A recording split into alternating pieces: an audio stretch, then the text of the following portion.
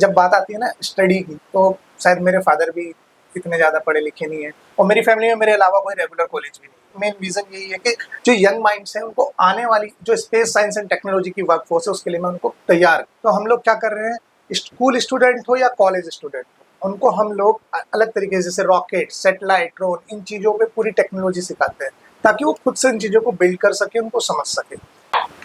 नमस्कार, मैं नीलिमा ठाकुर समाचार 24 प्लस स्टूडियो में आप सभी का सादर स्वागत करती हूँ। और जैसे कि परिवर्तन मेरा जो कंटेंट है जिस पर हम लोग आपको देश और समाज में राह बनाने वाले लोगों से मुलाकात कराते हैं, आज हमारे साथ ऐसे ही एक युवा साइंटिस्ट हैं।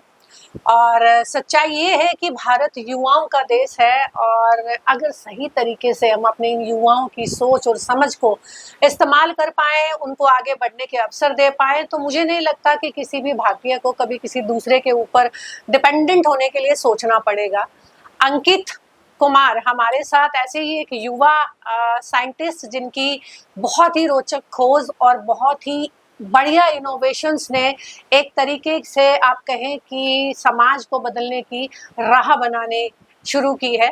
लेकिन सबसे बड़ी बात जो आती है वो ये कि उनको हमारी और आपकी सपोर्ट की ज़रूरत है, इस देश की सरकारों की सपोर्ट की ज़रूरत है। चलिए मिलते हैं अंकित से। अंकित, अपने बारे में थोड़ा सा बताएं।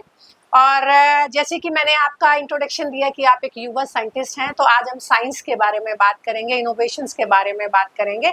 तो अंकित।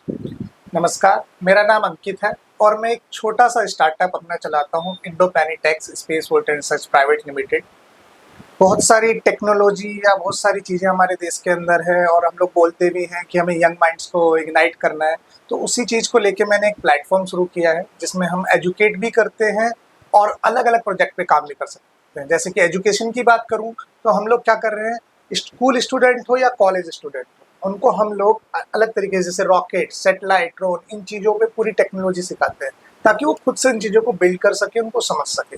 बात आती है रिसर्च एंड डेवलपमेंट की, ISVR ही क्यों, रिसर्च एंड डेवलपमेंट ही क्यों? क्योंकि अगर इनोवेशन नहीं होगा तो आने वाला जो वक्त है, जो आने वाला टाइम है, हम उस टाइम में अपने आप को स्टैंड नहीं कर पाएंगे। बिल्कुल।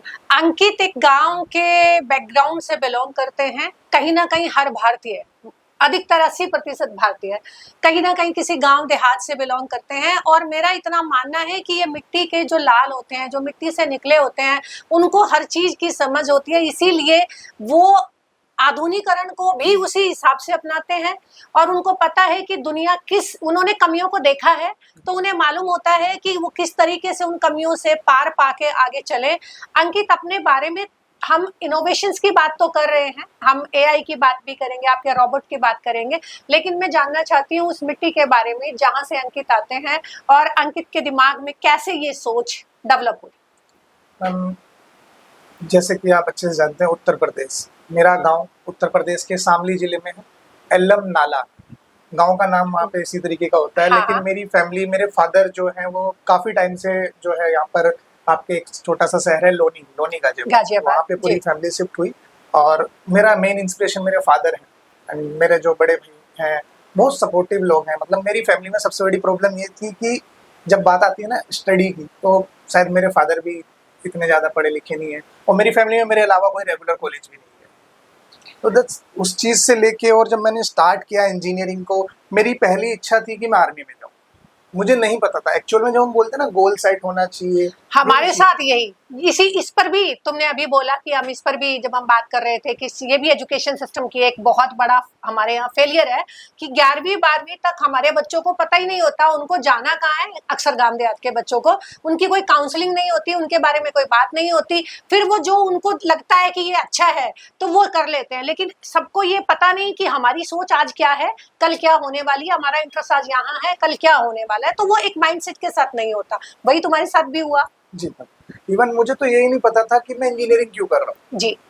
बस एक चीज़ थी कि मुझे यहाँ से जाना है, कुछ अलग करना है। देन उसके बाद जो जर्नी स्टार्ट हुई, इट वाज वेरी इंटरेस्टिंग कि मैंने धीरे धीरे चीज़ों को सीखा, समझा, आर्मी ज्वाइन की। लेकिन शायद जो इनोवेशन था वो मेरे माइंड में ज़्यादा चल रहा था। देन आई स्टार्टेड दिस कि रॉकेट बनाना है, सैटेलाइट बनाना है, ड्रोन बनाना है, और उसका रिजल्ट यही है कि आज मैंने अपने खुद के पेटेंट फाइल किए, semi cryogenic liquid propulsion engine, hydrogen fuel cell, drone, बहुत सारी चीज़ें की। और इसी से मैं लोगों को इंस्पायर्ड भी कर रहा हूँ एज ए एंटरप्रेन्योर। मैं लोगों से मिलता हूँ, जितने भी यंग माइंड्स, मेरा ड्रीम ही यही है, मेरा एक मेन विजन यही है कि जो यंग माइंड्स हैं उनको आने वाली जो स्पेस साइंस एंड टेक्नोलॉजी की वर्कफोर्स है उसके लिए मैं उनको तैयार करूँ। बिल्कुल। देखिए, अगर हम बात करें स्पेस साइंस की, तो अभी हाल ही में एक एंटरप्रेन्योर ही थे जी। जो नासा फेल हुआ, उन्होंने ही अपने स्पेस में अपने रॉकेट भेजकर, और हमारी जो एक महिला वहां पर सुनीता जी जो फंसी हुई थी उनको वापस बुलाया। तो वो एक यंग माइंड ही था जिसने सोचा कि स्पेस में रॉकेट भेजे जा सकते हैं। और ऐसे ही एक young mind, Indian young mind हमारे साथ हैं। लेकिन हमारी विडंबना यही है कि हमारे यहाँ के जीनियस दूसरों को सर्व कर रहे हैं और हमारे देश की सरकारें या हमारा जो मूलभूत ढांचा उनको सपोर्ट नहीं करता। तो अंकित, इस राह में जब आप ड्रोन बना चुके हैं, जब आपने हाइड्रोफ्यूल से चलने वाली बैटरी बना ली है, आपके ड्रोन्स आप सर्विसेज में भी दे रहे हैं, तो सबसे बड़ी जो चैलेंज है वो क्या है आपके साथ? मैम, एक स्टार्टअप के लिए और इंडिया के अंदर सबसे बड़ा चैलेंज तो यही है कि हम स्टार्टअप में जा रहे हैं, हम जॉब को छोड़ रहे हैं। हम लोग क्या है, हम हमारे देश के अंदर हर किसी को जॉब ओरिएंटेड बनाया जाता है कि तुम्हें नौकर ही बनना है। बिल्कुल। मैं बहुत सारी न्यूज़ देखता हूँ कि आत्मनिर्भर भारत, ठीक है, युवाओं को आगे बढ़ाओ, बहुत सारे अलग अलग मिनिस्टर्स से मैं सबसे मिला। लेकिन जितनी भी स्कीम्स हैं, अब मैं स्टार्टअप की बात करूँ, अगर हमारे पास फंड ही नहीं होगा, आप किसी और कंट्री में अगर इस तरीके की टेक्नोलॉजी लेके जाते हैं तो वहाँ बहुत ईजिली उनको फंड मिल जाता है, चीज़ें मिल जाती हैं और वो आगे बढ़ जाते हैं।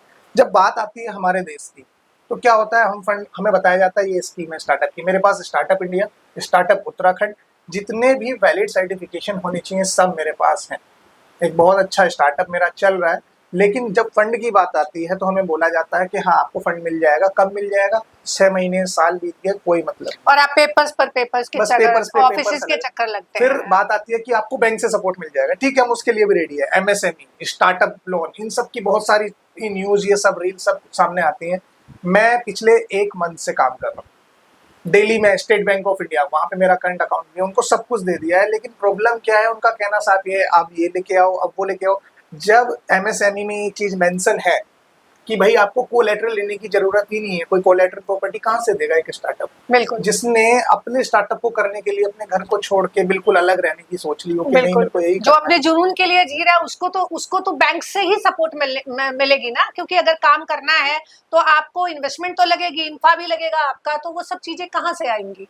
बिल्कुल। तो गवर्नमेंट ये करे कि स्कीम सिर्फ बनाई जा रही है। अगर मेरी आवाज तक पहुंची, मैं ये कहूँगा स्कीम सिर्फ बन रही है लेकिन कुछ नहीं हो रहा है, किसी स्टार्टअप को सपोर्ट नहीं मिल रही है। 2023 से 2025 में हम लोग बैठे हैं, सब कुछ रेडी है, पेटेंट फाइल हो गए हैं, ये सब चीजें होने के बावजूद हमारे पास आज कुछ। शायद यही एक रीजन है अंकित कि बहुत सारे स्टार्टअप बूम करते हैं, आते हैं, क्योंकि उनकी अपनी जो उनकी जो लिक्विड रहता है वो यूज कर लेते हैं, लगाते हैं, और उसके बाद में वो बहुत यंग इनोवेटिव जो माइंड्स होते हैं वो डंप हो जाते हैं। और भारत शायद इसीलिए आज सर्विस प्रोवाइडर्स ही है क्रिएटर्स के लिए इंडिया के। जबकि आप ये देखिए कि जितनी भी विदेश की जो बड़ी कंपनियां हैं, गूगल से लेकर जितने भी, आप मेटा में भी देख लीजिए, अधिकतर हमारे भारतीय दिमाग ही काम कर रहे हैं। लेकिन उनको हमारी सोच, हमारा ढांचा, हमारे लोग ऐसे डेवलप कर चुके हैं कि तुमने अभी कहा कि वो सर्विस प्रोवाइडर बनकर वो नौकरी के लिए तैयार किए जा रहे हैं, वो क्रिएशन के लिए तैयार नहीं किए जा रहे। और ये इतने बड़े भारत की इतनी बड़ी विडंबना है कि हमारे बच्चे बाहर जाकर काम कर रहे हैं, और अंकित जैसा बच्चा जब कुछ करने की कोशिश कर रहा है, जो समाज में कुछ एक नई क्रांति अपने विजन के जरिए लाने के लिए, अपनी टेक्नोलॉजी के जरिए लाने की कोशिश कर रहा है, तो उसको दफ्तरों के चक्कर लगाने पड़ रहे हैं, उसको बैंक्स के ऑफिसेज में घूमना पड़ रहा है। अंकित, अगला सवाल आपसे ये है कि आपके दिमाग में है अपने देश के लिए कुछ करने की बात, आपको बाहर से ऑफर्स हैं, अभी हैं आपकी टेक्नोलॉजी के साथ, लेकिन उसमें सबसे बड़ी चीज कि आप अपनी आइडेंटिटी के साथ वो चीजें नहीं कर सकते। आप उनके लिए काम कर रहे हैं तो आप उन्हीं के लिए काम करेंगे, और ये सदियों से हम देखते आ रहे हैं। हमने बड़े बड़े वैज्ञानिकों की चीजें देखी हैं जिनको ऑफर्स आए, कुछ गए भी, कुछ नहीं गए। तो मुझे ये जानना है कि आप जब ये काम कर रहे हैं तो आपका इसके लिए एक मॉडल क्या है? आपने किस मॉडल को दिमाग में रखा है कि अगर हम ये बात करें और लोगों तक बात पहुंचाएं तो उस मॉडल पर काम करेंगे? आप किस तरीके से इफेक्टिव होगा? इफेक्टिव की बात करूं, देखो आपने क्लियर बताया, जब ऑफर सामने से आता है ना तो एक टाइम होता है कि एक लेवल होता है कि अब हो गया यार, अब मुझसे नहीं हो पाना। बिल्कुल। जब हम घुटने टूट जाते हैं ना हमारे, हम घुटने टिका के क्या सोचते हैं कि शायद, क्योंकि हम चारों तरफ से निराश हो चुके होते हैं, हाँ। और हमारी जो देशभक्ति है वो फिर अब ये लगता है कि ये पूरी लाइफ ऐसी जा रही है, तो हमारा विजन रह जाएगा और हमारी सोच रह जाएगी। तो वो देश भी, जब देश ही आपको सपोर्ट नहीं कर रहा, तो मैं ठीक है ना, तो फिर हम क्या देश के लिए करेंगे? तो ये आती है सोच, नेचुरल सी बात। स्टार्टअप महाकुंभ अभी दिल्ली में हुआ था और हाँ। मेरा बहुत अच्छा इवेंट था, एक दिन के लिए मैं भी उसमें आया था और हाँ। बहुत सारे लोग, बहुत सारे इंटरव्यू वहाँ पे भी मेरे हुए। लेकिन वहाँ भी मुझे एक चीज समझ में आई कि जो लोग, सीधी सी बात है, इंडिया के अंदर प्रॉब्लम यह है, अगर आपको कोई प्रोडक्ट या कोई भी इनोवेटिव चीज मार्केट के अंदर लानी है तो उसके लिए उससे ज्यादा आपको एक्सपेंस करना होगा, परमिशन, ये सब चीजें। तो मैं ये चाहता हूँ अगर हम अपना मॉडल चलाते हैं और मेरे को फंडिंग इंडिया के अंदर मिल जाती है, तो मेरा मानना ये है कि जितने भी स्कूल स्टूडेंट्स हैं, I am not talking about कि हमारे जो सरकारी स्कूल या प्राइवेट, मैं सबके लिए बोल रहा हूँ। आप अटल टिंकरिंग लैब लेके आए, बहुत अच्छी चीज है मैम, बहुत अच्छा था, लेकिन हुआ क्या, हाँ। हमारे पास एजुकेटर ही नहीं है, सिखाने वाले नहीं है, स्किल बिल्कुल। पे काम करना है। तो मैं एजुकेटर भी बना रहा हूँ, मैं एजुकेट भी कर रहा हूँ। आप उस मॉडल को लेके आओ, एनईपी के अंदर आपने डाल दिया है, उसको चलाओ, फिर हमारे जैसे जो एजुकेटर्स हैं उनकी हेल्प से उन बच्चों को इग्नाइट करके रेडी करो। अब प्रॉब्लम आती है कि अगर किसी स्टूडेंट ने, मैंने इंजीनियरिंग की, 4 साल की इंजीनियरिंग के अंदर हम क्या पढ़ रहे हैं, जो 100 साल पहले नोबेल प्राइज ले चुके हैं जिस चीज के ऊपर, वो उन्हीं पढ़ रहे उन्हीं हैं। चीजों के, और जबकि दुनिया एआई के जमाने में वहां रॉकेट तक स्पेस में लेके जा चुकी है। जी, हमें स्किल पे काम करना है, जॉब की कमी नहीं है, स्किल की कमी है। आप स्टूडेंट्स किसी भी डिपार्टमेंट के हो, किसी भी डोमेन के हो, आप उनके लिए इस मॉडल को लेके आओ, एनईपी को आगे बढ़ाओ, और स्कूल्स के अंदर ये जो लैब आप चला रहे हो 6 to 12 के लिए, उसके अंदर स्पेस टेक्नोलॉजी, रॉकेट, ड्रोन, इन चीजों के लिए थोड़ा थोड़ा आने वाली दुनिया की चीज है, क्योंकि आने वाली दुनिया से अगर लड़ना है, उनको समझना है, उनके साथ फाइट करना है, उनके साथ चलना है, तो हमें टेक्नोलॉजी को अपनाना पड़ेगा। चाइना इसका एक सबसे बड़ा उदाहरण है, जनसंख्या उसकी भी हमारे जैसी थी, वो उसके पास भी संसाधन हमसे कमी है एक तरीके से, लेकिन वहां पर एक सिस्टम है, और वो सिस्टम है कि वो अपने नागरिकों को उस तरीके से सपोर्ट करते हैं। उनका भले ही वहां हम कहें कि वहां तानाशाही है, लेकिन एक चीज तो सभी के पास होते हैं, संसाधन तो सभी के पास होते हैं। मैम